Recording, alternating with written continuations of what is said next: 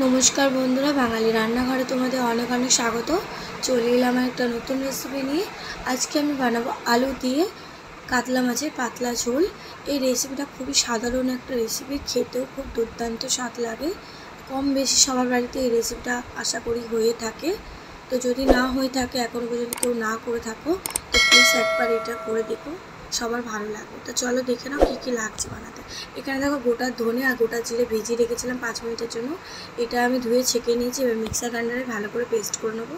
এখানে হাফ টুকরো আদা, 4-5টা মতন কাঁচা লঙ্কা আর টমেটো একটা গোটা, আর এখানে ধনে আর জিরেটা পেস্ট করে নেবো। দেখবে ফাইন যেন পেস্ট হয়, যেন গোটা না থেকে যায়।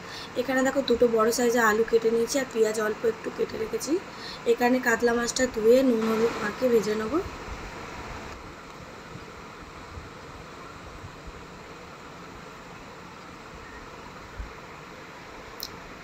দেখো তেলটা গরম হয়ে গেছে, আমি মাছগুলো এক এক করে দিয়ে দিচ্ছি তেলে।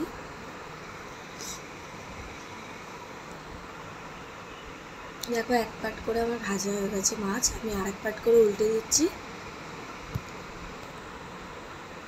মাছগুলো ভালো করে কড়া করে ভেজে নেবো আমি।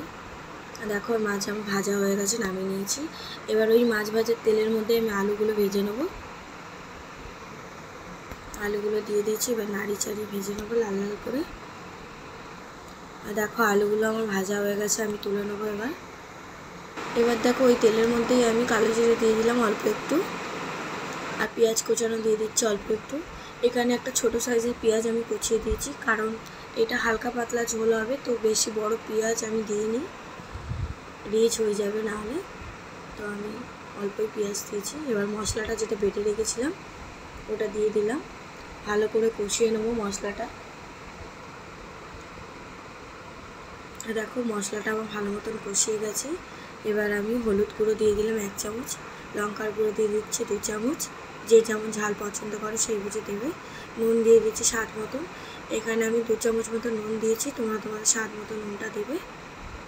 আর ভালো করে আমি এগুলো নাড়ি চাড়িয়ে নেবো। দেখো ভালো করে আমি নাড়ি চাড়িয়ে কষিয়ে নিচ্ছি। মশলাগুলো দেখো ভালো মতন কষে গেছে। এবার আমি আলুগুলো দিয়ে দিচ্ছি,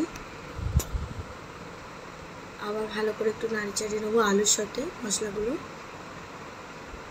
এখানে দেখো অল্প একটু জল দিচ্ছি যাতে লেগে না যায় মশলাটা কড়ায়, তার জন্য জলটা দিয়ে দিলাম। এবার এখানে আমি পরিমাণ মতন জল দিয়ে দিচ্ছি, ভালো করে কষিয়ে। যে যেমন ঝোল পছন্দ করো সেই বুঝে জলটা দেবে।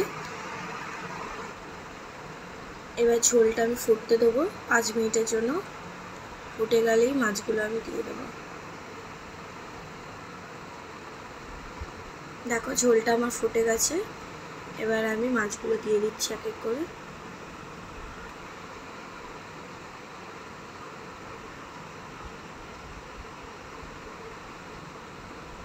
এই রেসিপিটা খুবই সহজ একটা রেসিপি, আর খুব তাড়াতাড়ি হয়েও যায়। যদি এখনও পর্যন্ত কেউ না করে থাকো তো প্লিজ একবার করে খেয়ে দেখতে পারো, আশা করি। এবার আমি 5 মিনিটের জন্য চাপা দিয়ে রেখে দেবো, মাছটা ফুটে যাবে ঝোলটার সাথে।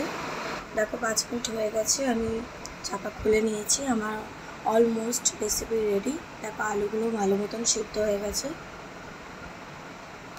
এবার আমি উপর দিয়ে একটু ধনেপাতা কুচি ছড়িয়ে দিচ্ছি। আমার রেসিপি পুরো রেডি, আলু দিয়ে মাছের পাতলা ঝোল। এবার আমি গ্যাস অফ করে দেবো, নামিয়ে নেবো।